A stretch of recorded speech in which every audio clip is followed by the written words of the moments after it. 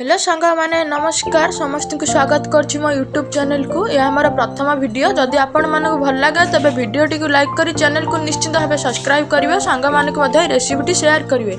आमे एठी 1 KG chicken को भल भाव धोई सेतरे फाळे लेंबू चिपुडीचु।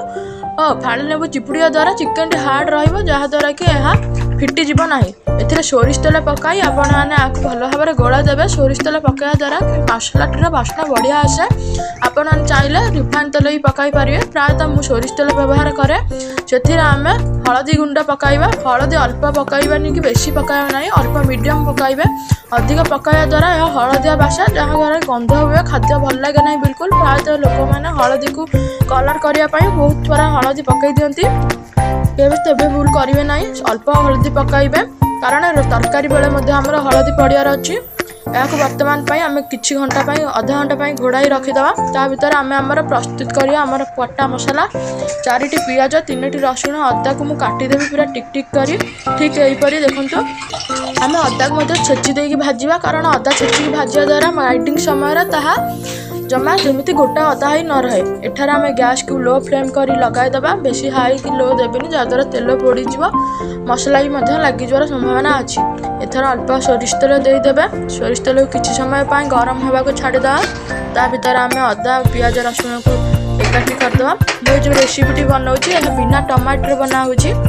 देखिबे थरे घरे बनै खाइबे केमिति लागुछि कहबे कमेंट माध्यम निश्चित भाबे। थरे बनाइले आपण दिथर करा को रेसिपी टी चाहिए।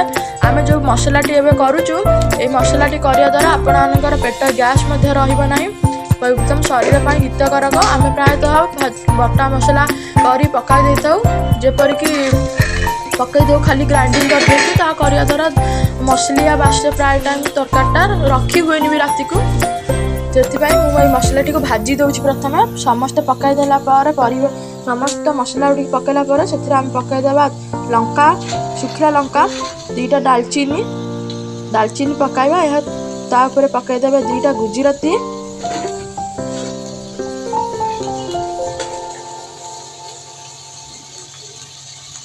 4-5टी लवंग,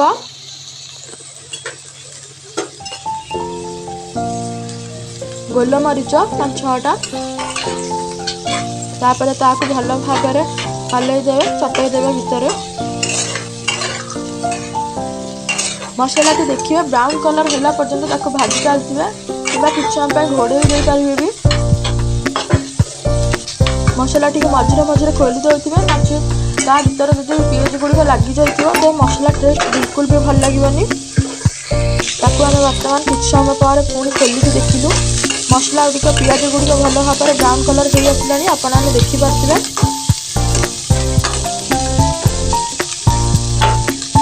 आको हम किछ समय मध्ये करिया। देखुथिबे बहुत गुरे पियाज एकाठी लागि होइते ताको छड़ा छड़ा कर दवा। किछ समय पर हमें पुनर्बार देखुथिबे आ भितर यह समस्त पूरा भल भाव भाजी हो जाइए। यह को हमें गोटे प्लेट को काढ़ी आनिबा।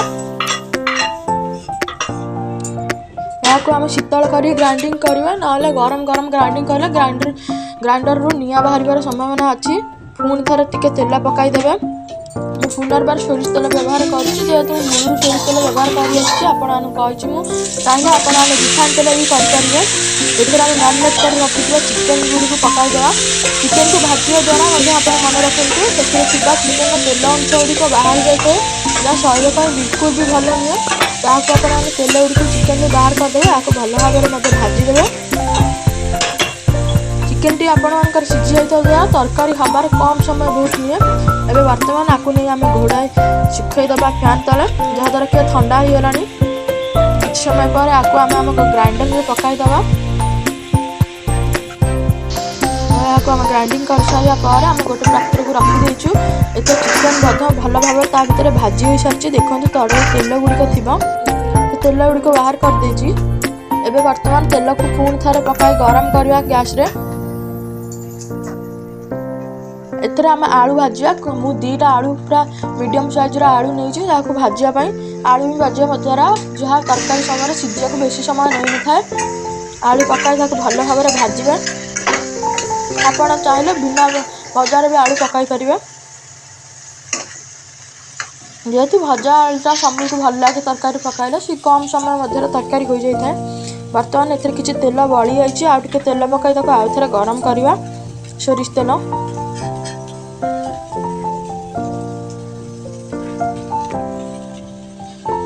एथरे तेल प्रायतः गरम होई आसिलानी लो फ्लेम रे मु देइछि एथरे किछि गोटा मसला पकाइबा तेजपत्र लंका दालचीनी लवंग गुजराती याको पकाया भल भाव फुटी आसिलानी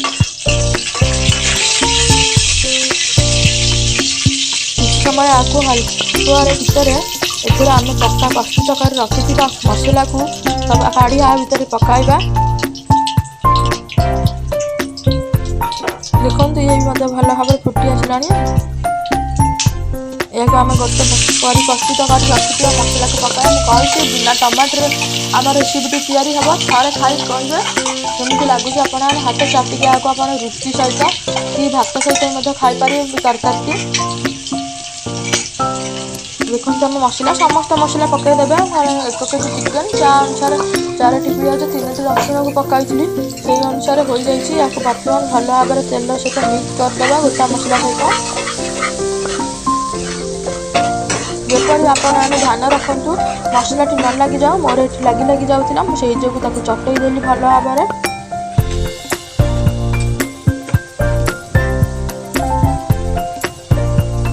आम कि समय पर हलदी कही अल्प हलदी चिकेन कला पकाइबे कारण आम तरकारी समय हलदी पड़ार अच्छे ना हलदी हलदी बासिब खाद्य खाया बिल्कुल टेस्ट लगे लंका गुंड आपण परिवार ने आमको जेहतु अधिक राग खाया भल लगे जो अधिक टिके लंका गुंड पकईली ए कि धनिया पाउडर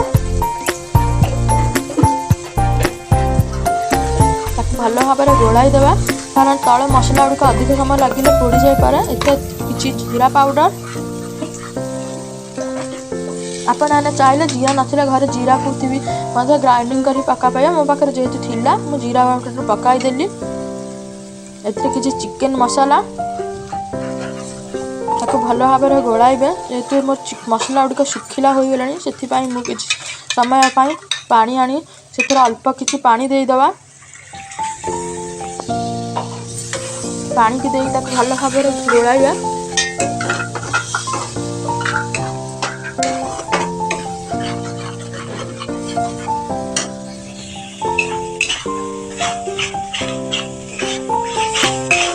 भल भाव गोलाई चलवा गोलौता समय आप ध्यान रखु मसला जमी तले न लगी जाए तले लगी जाए द्वारा पोड़ीज नचत खावा भल लगे मसला पोड़ाया बासिब देखते मो मसलार बास्नाटी बहुत बढ़िया आसूची एथर आम कि ओमफेड दही पकाइबा लुण स्वाद अनुसार लुण भी पकाइबे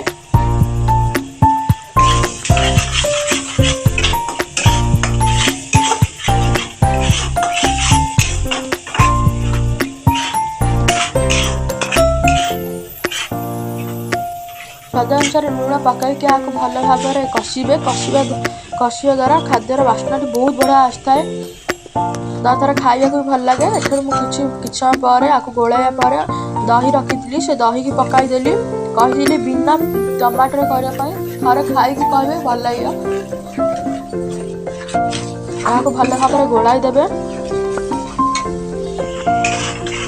5-10 मिनट आपको भल भाव कषिया पर आपको अल्प किसी पानी दे घोड़ाई देते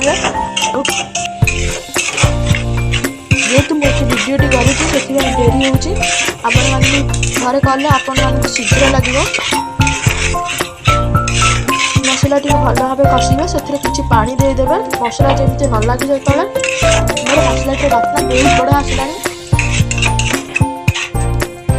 आप किसी समय पर चाहिए चिकेन टी पकई खाली कषि रुटी सहित खाईपर कि पखाड़ भात सहित खाईपर मुझे जेहतु तरकारी बनई जाऊँगी किसी समय पर एठार मसला टी देखिए बहुत बढ़िया भाव फुटीगला मोर मसला टी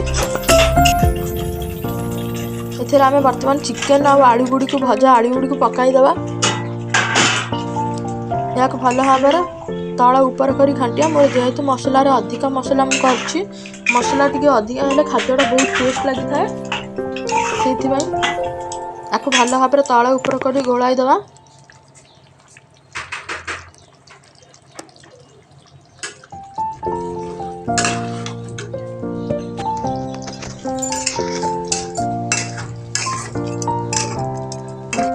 मसला गुड़िक बिल्कुल भी पानी नहीं भितर चलो खाली मसला द्वारा आम कषा करवा अल्प किसी समय या घोड़े छाड़देवा कारण चिकेन जो थी पानी गुड़िक बाहरी देखु बिना पानी एवं आम चिकेन गुड़िक पूरा